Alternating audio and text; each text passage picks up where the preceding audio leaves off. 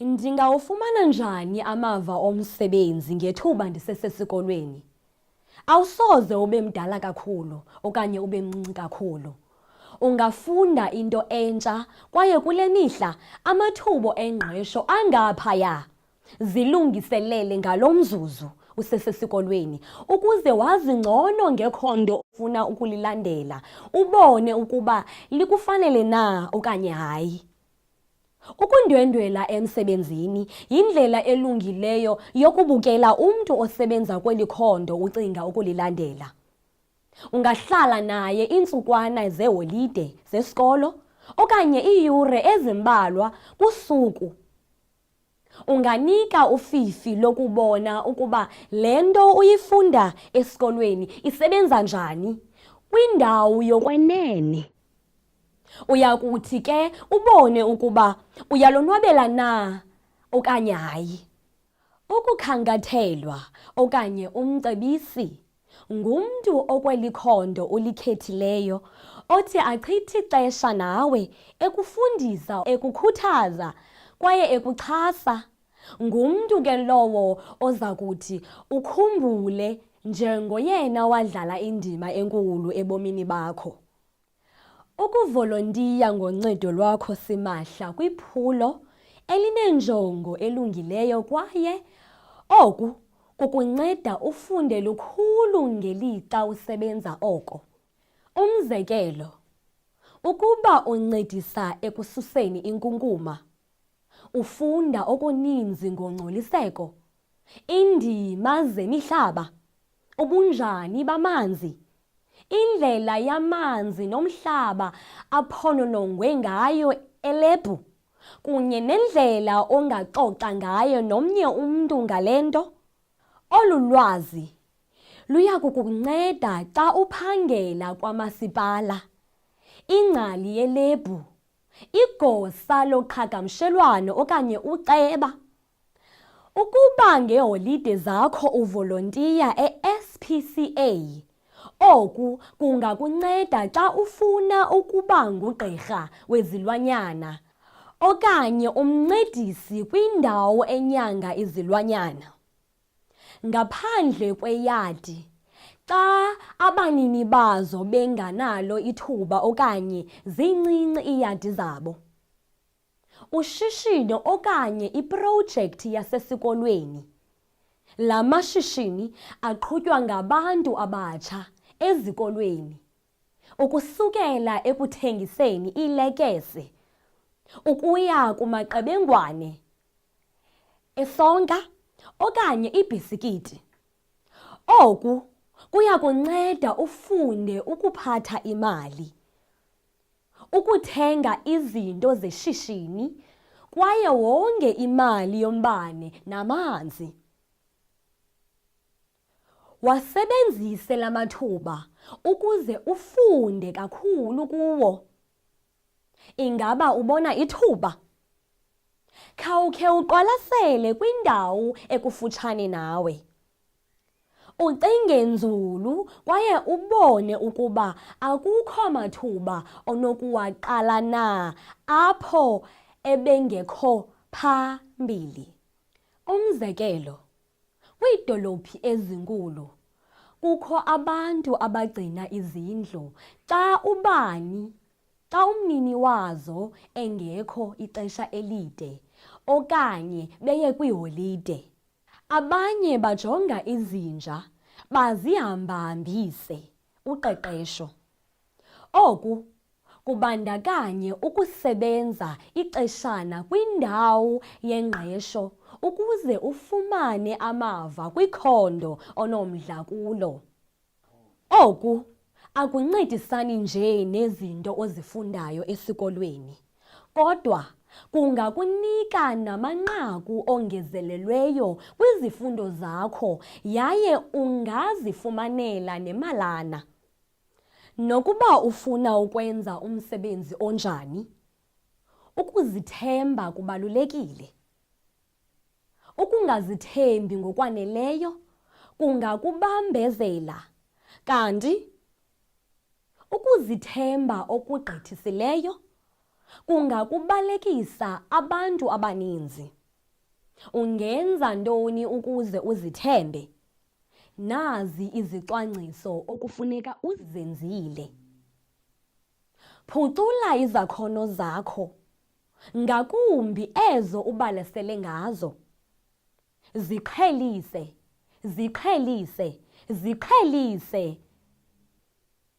Ngokwenza njalo, uza kuphucuka ekuzithembeni.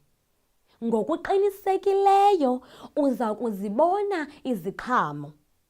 Phinda-phinda, phinda-phinda, phinda-phinda. Iinjongo zekhondo. Ingaba sewukhe wacinga ngento ofuna ukuyenza ngenye imini? Ingaba uyakonwabela ukusebenza nabantwana okanye ukuthanda ezobugcisa okanye nayiphi na enokwenza nekhompyutha? Khumbula, yinto entle yokuba ube nenjongo apha ebomini, kodwa aziyindawo ukuba awenzi into ngazo. Leyo yinto esiyazi sonke ukuba umsebenzi onzima kwaye kufuneka uzimisele. Andinalo ixesha. Yinto leyo esoloko ithethwa ngabantu abaninzi, nangona ingeyonyani. Awusoze uzithembe kwaye uziphumeze iinjongo zakho ukuba ngaba awenzi zinzame. UGary Player ngomnye wabadlali begolufa abanempumelelo eMzantsi Afrika. Wakhe wathi, ekuzimiseleni kwam, ndiziqhelanisa ngamandla. Oku kuye kundinike amathamsanqa. Zintathu izakhono ezisisiseko nekufuneka wonke umntu eziqhelanise nazo. Okokuqala, kukufunda umntu. Oku kuthetha ukwazi ukunika ingqalelo yohlobo abacinga ngalo abanye abantu kwaye ukwazi ukukhawulelana nabo. Ungafunda oku njengokuba ukhula nje. Okwesibini, ukuzazi. Rhoqo cinga ukuba ungubani na. Bhala phantsi iingcinga zakho. Zama ukuqonda ukuba kutheni usenza izinto ngohlobo oluthile. Yeyiphi le nto uyenza kakuhle ebomini bakho? Kwaye yeyiphi into onokuyifunda ukuze ube ngcono? Okwesithathu, ukusombulula iingxaki. Abantu abatsha ixesha elininzi abakhuthazwa ukuba bazicingele. Abazami nokusombulula iingxaki ezitsokothileyo ngokunokwabo. Nakubeni kunjalo, ilizwe liyaguquka kwaye abantu abakwaziyo ukusombulula iingxaki baqhubekeka phambili ebomini. Ngoko ke, musa ukulinda ukuba kubekho umntu oza kusombululela iingxaki zakho. Ikharityhulam vitae, CV yakho. Ikharityhulam vitae, CV, luxwebhu apho uchaza ukuba ungubani kwaye uyintoni. Uluhlu lweziqu zakho zesikolo. Lo yaye ushwankathele okufezekisileyo ebomini bakho. Yeyona ntengiso yakho leyo. Khumbula, i-CV yakho kufuneka ikukhokhele kudliwano-ndlebe. Kufuneka ijongeke kwaye yohluke kwezinye. Khumbula, bakhona abanye abantu abathumele ii-CV zabo. Bhala i-CV ngolwimi oluqulathwe kwintengiso.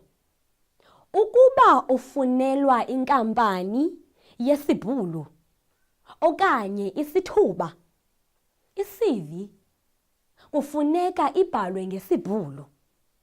Kanti ukuba ifunelwa inkampani yesiNgesi, yithumele i-CV ngesiNgesi.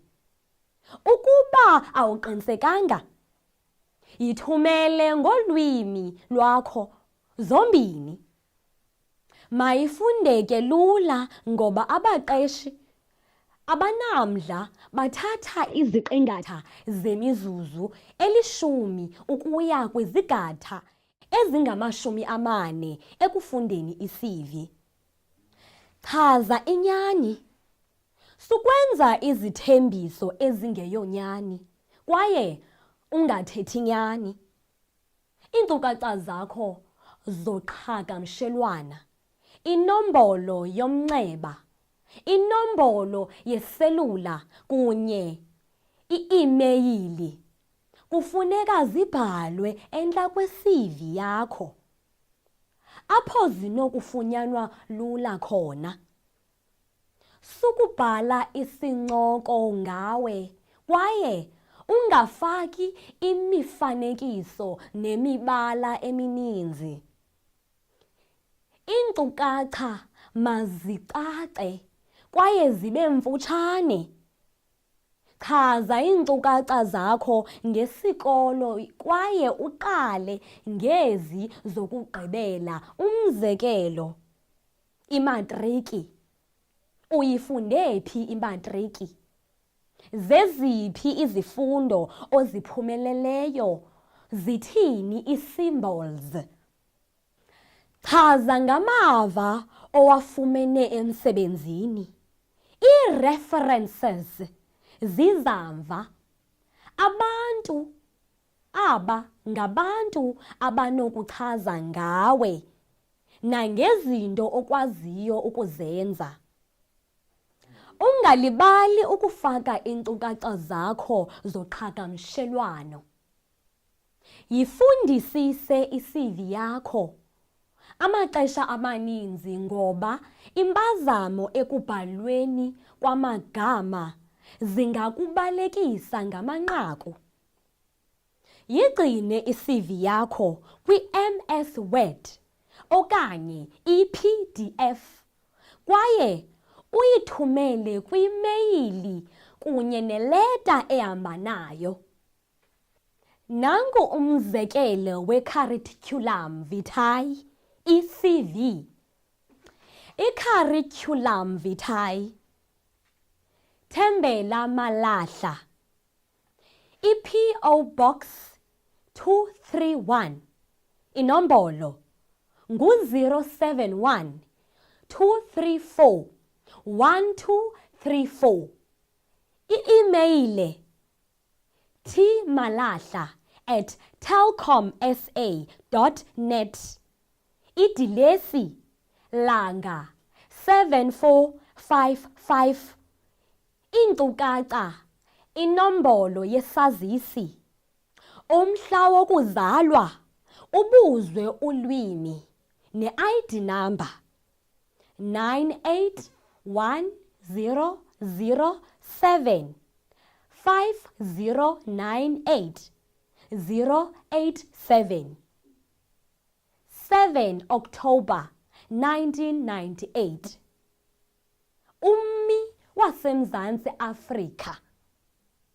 Ndisithetha ngokutyibilika isiXhosa nesiNgesi kwaye ndinolwazi lwesiBhulu. Ilayisensi yokuqhuba.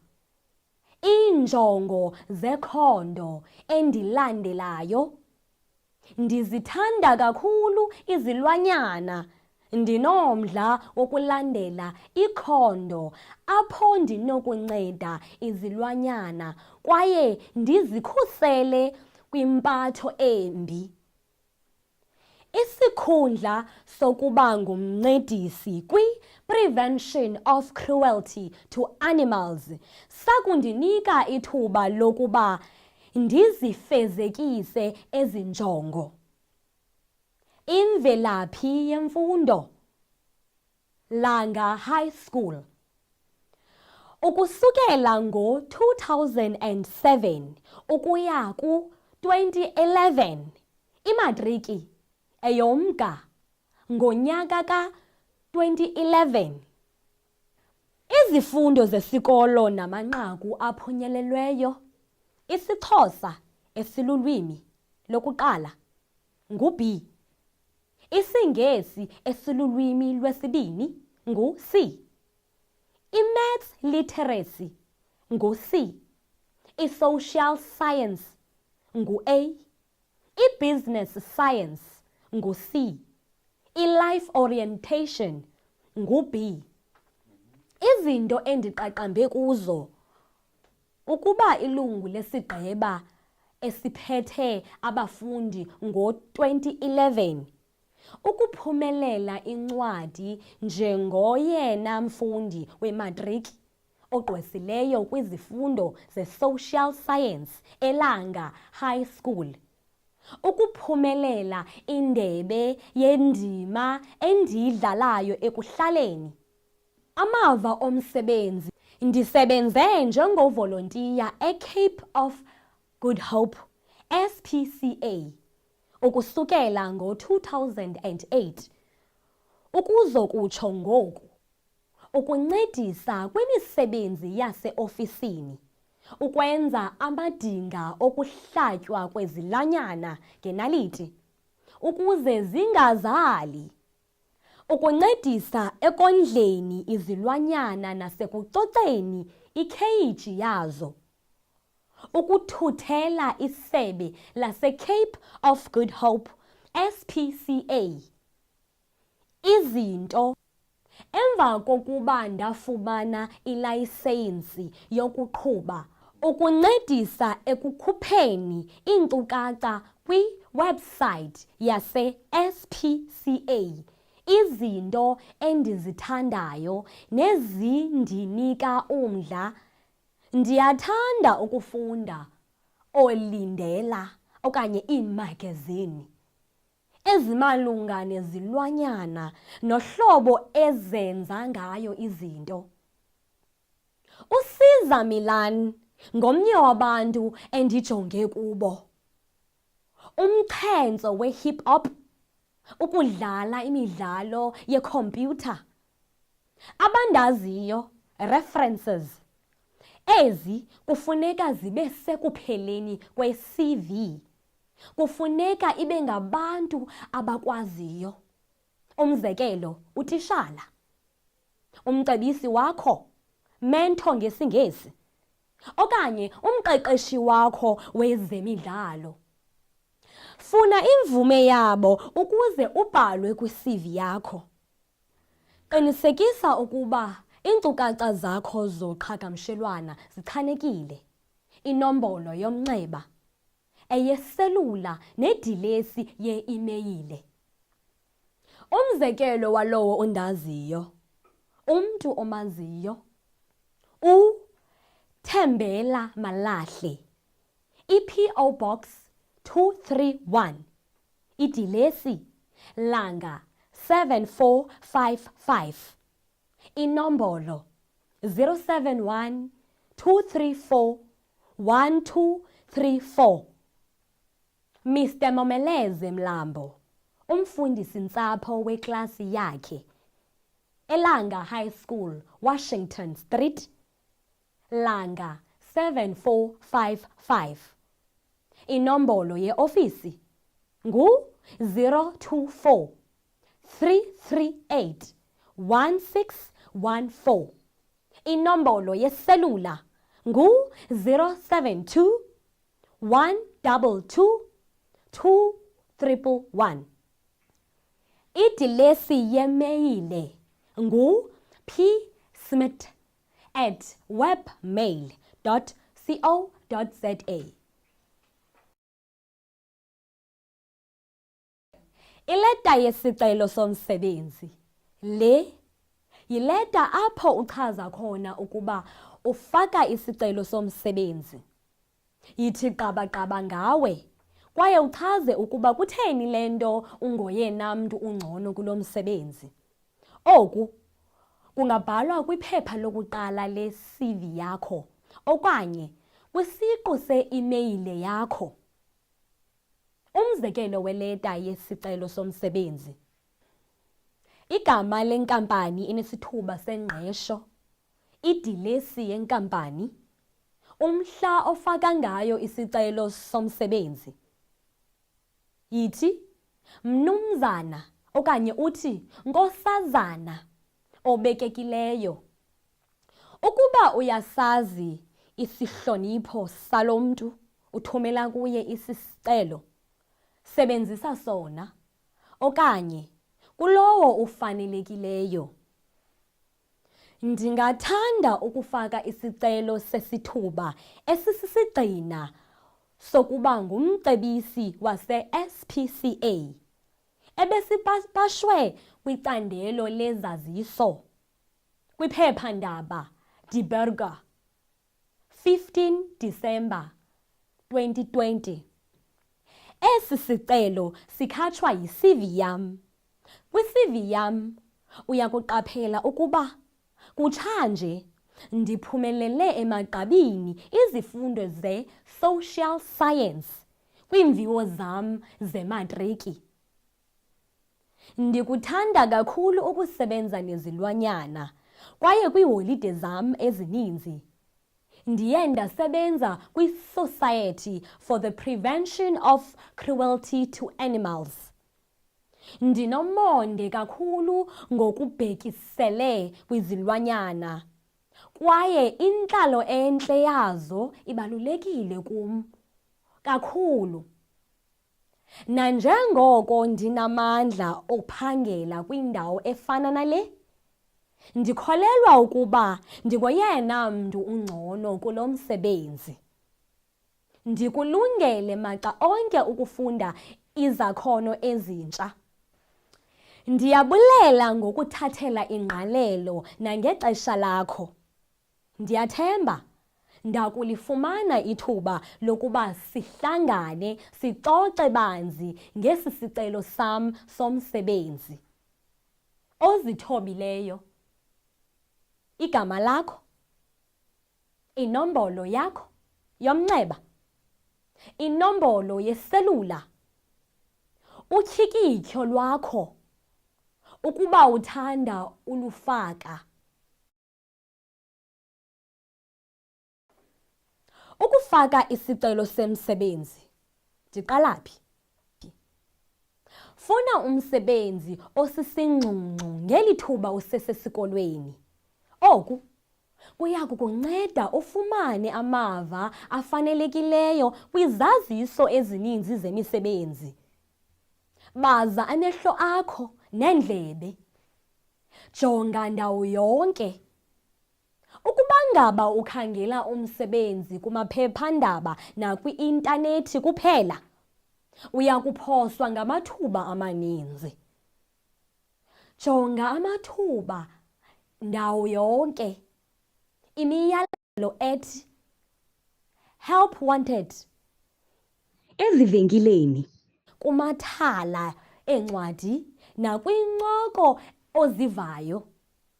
Ngaphezulu, imisebenzi emininzi ayipapashwa. Yiyo loo nto kufuneke uye kwiindawo oziqondayo ukuba zinamathuba engqesho veki zonke. Kusenokwenzeka kungabikho nto ikhoyo ngeli thuba ufuna umsebenzi, kodwa emva kwenyanga ezintathu usenokuba khona kwaye uya kube usaziwa ngabo. Sebenzisa abantu obaziyo, abahlobo kunye namalungu osapho. Bangakunceda ukufuneni umsebenzi kwaye bathethe kakuhle ngawe. Umqeshi usiqaphela ngokungcono isicelo xa umntu ofuna umsebenzi enconywa ngumntu amaziyo. Kuyafana ke naxa uvolontiya. Ukuba uzimisele ukuphangela endaweni okwethutyana ngaphandle kwenzuzo, kwaye nomsebenzi uwenze kakuhle, amathuba ukuba uqeshwe isigxina mahle kakhulu. Hlala ethembeni. Khumbula, akukho mntu ukutyala nto. Luxanduva lwakho ukuba uzifunele umsebenzi kwaye uphumelele ebomini bakho. Ukuba ngaba uhlala usethembeni kwaye uzithembile, ekugqibeleni uza kuwufumana umsebenzi ofanelekileyo. Lungela nantoni na.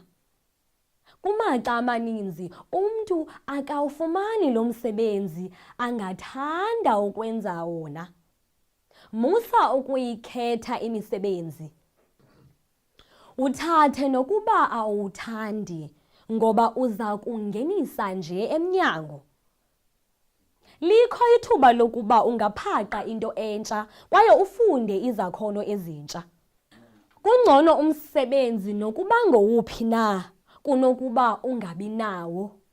Landela abaqeshi bafumana izicelo ezininzi. Qiniseka ukuba esakho isicelo sisesikhethekileyo ngokuthi usilandelise ngomnxeba. Oku kubonisa ukuba uzimisele kakhulu kwaye uyawufuna lo msebenzi. Kodwa uzame ungabadiki abantu. Umahluko phakathi komsebenzi nekhondo elilandelayo. Kubalulekile ukuba kwasekuqaleni uwazi umahluko phakathi kwezi zinto zimbini. U-Elizabeth Gilbert, umbhali, uthi umsebenzi yindlela yozijonga apha elizweni. Umsebenzi udlala indima kwisidima nokhuseleko lwakho. Kodwa eyona nto ekufuneka uyiqonde yeyokuba umsebenzi awunyanzelekanga ube mnandi yonke imihla. Umsebenzi uyakwazi udika yaye unganiki mdla, ngoba kuyanyanzeleka ukuba ukonelise emphefumlweni. Akufunekanga uzijonge ngokomsebenzi wakho kwaye ungaziboni uphucukile ngenxa yokuthelekisa umsebenzi womnye umntu. Ngekhondo elilandelayo uthi, umsebenzi wenzela imali, kodwa ikhondo elilandelayo yiyo okhala iminyaka emininzi ngokuzinikezela ngothando. Ikhondo elilandelayo lifuna uzimisele, ucebe kakhulu kwaye uyisebenzele ngamandla le nto. Ikhondo elilandelayo sisigqibo osithathileyo, bubudlelwane bakho nelizwe. Akunyanzelekanga ukuba uthathe umsebenzi wakho, kodwa kufuneka ulithathe ikhondo elilandelayo. Libambe ixesha xa ubizwe kudliwano-ndlebe. Qinisekisa uyayazi liqhubeka phi ukuze ufike kwimizuzu 15 phambi kwexesha obulinikiwe. Ukufika emva kwexesha kuthetha kakubi ngawe. Yenza uphando ngenkampani phambi kokuba uye kudliwano-ndlebe ukuze ube nolwazi olubangaleleyo ngayo. Oku kubonakalisa ukuba unomdla.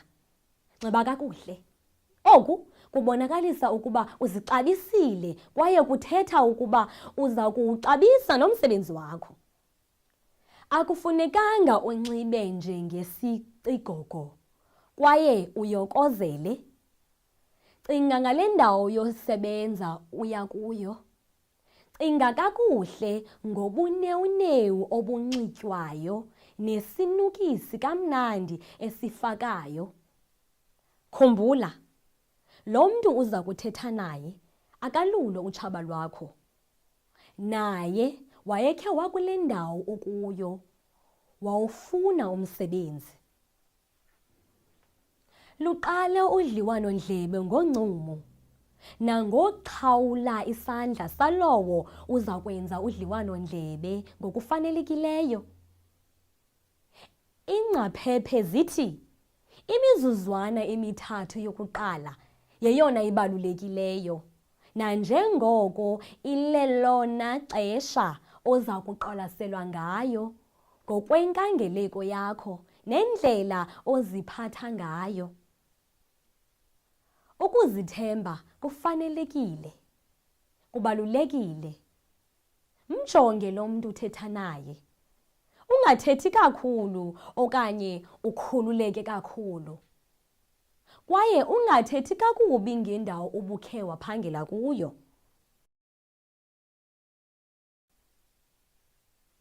Udliwano-ndlebe lomsebenzi.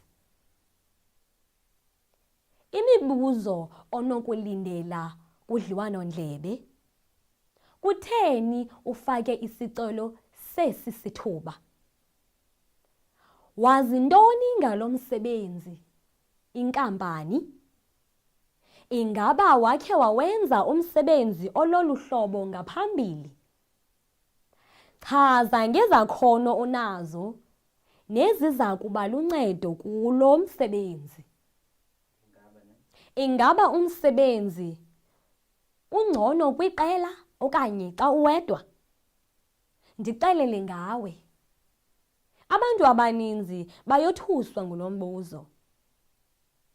Ngawaphi amagama amahlanu akuchaza ngcono?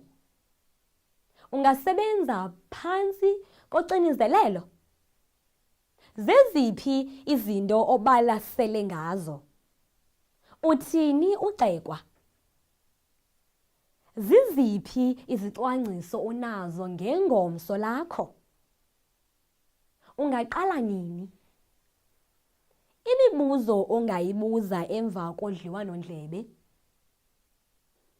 Ukuba ndingawufumana lo msebenzi, zintoni izinto endiza kuzenza? Ngubani endiza kusebenza ngaphantsi kwakhe? Ingaba akho mathuba okunyuselwa? Sishiyelwe ntoni esi sithuba ngumntu ophangele kuso ngaphambili? Ingaba kukho ithuba lokuba ungafakwa komnye umntu endaweni yam? Ingaba inkampani uqeqesho olunjani abaqeqeshwa?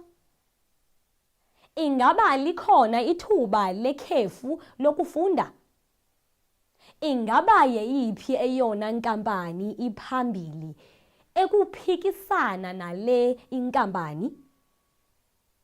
Ingaba endithe ndakwenza ngempumelelo esemagqabini kunikwa ingqalelo? Ingaba amaxesha okusebenza asisigxina? Okanye likhona ithuba lawo abhetye-bhetye?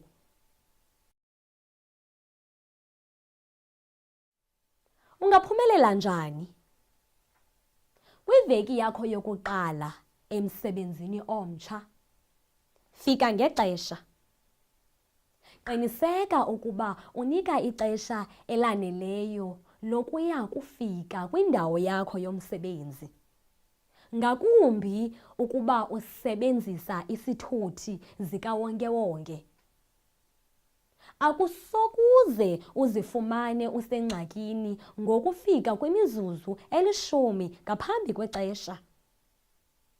Ukufika ngethuba akubonakalisi nje imbeko, kodwa kubonakalisa ukuzimisela.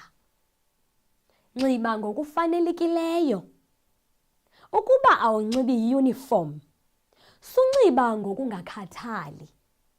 Buza ukuba ikhona na indlela ekunxitywa ngayo apha kulo msebenzi.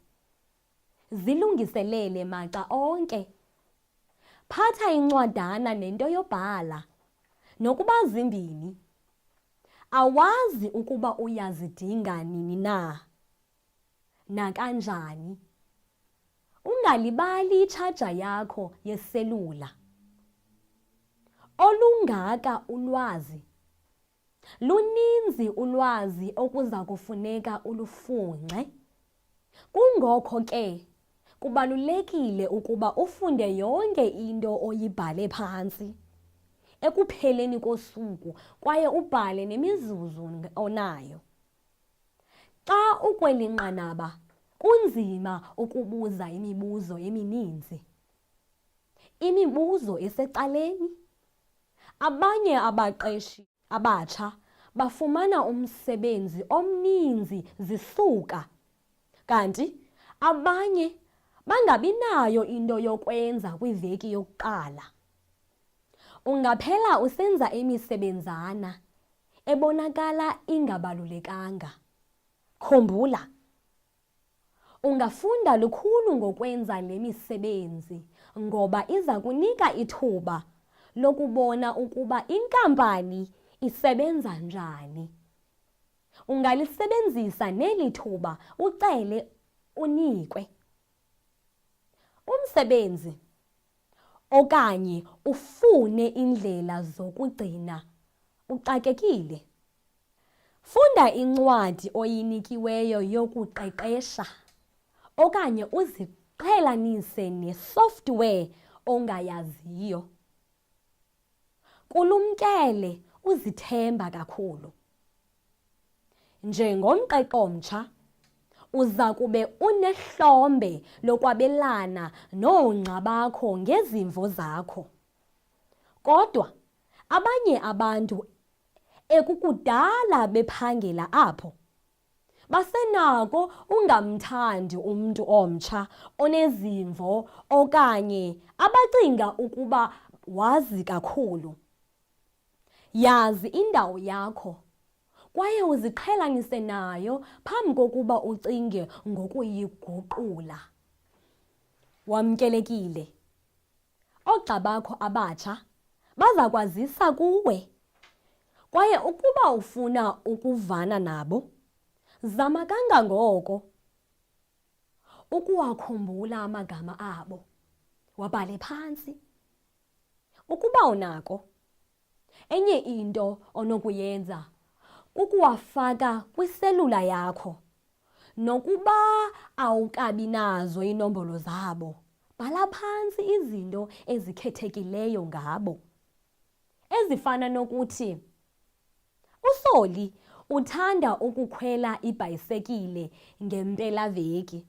Oku kwakwenza ukuba kube lula ukuba ukhumbule ukuba ngobani na. Sebenzisa amajelo onxibelelwana, social media, ngononophelo. Musa ukusebenzisa kuFacebook ekukhupheleni umsindo ngaphakathi kwakho. Okwenzekayo eofisini kuphelela eofisini. Iinkcukacha ezininzi zasemsebenzini ziyimfihlo. Khumbula, okutshoyo kwi-intanethi kuhlala kukhona umphelo. Abanye abaqeshi baye benze uphando kumajelo onxibelelwano ngokunjani babantu abasecicini lokuba baqashwe, kwaye abaninzi abasebenzi bathi bagxothwe emisebenzini yabo ngenxa yezinto abazibhala kumajelo onxibelelwano. Ungalibali ukuba uphononongwa ngeentetho zakho, imifanekiso nangezihlobo unazo. Zazise ngokuba ubhalise kumajelo afana no-LinkedIn. Yiba luncedo maxa onke. Zinikezele ngoncedo. Nokuba ayingomsebenzi wakho lowo, ukuba umphathi weofisi ufuna ukuncedwa ekupakisheni izinto zeofisi, buza ukuba ungamncedisa na. Xa uqaphela ukuba kukho umntu onomsebenzi omninzi, buza ukuba ikho into onomnceda ngayo. Ukuba luncedo yinto ebalulekileyo emsebenzini.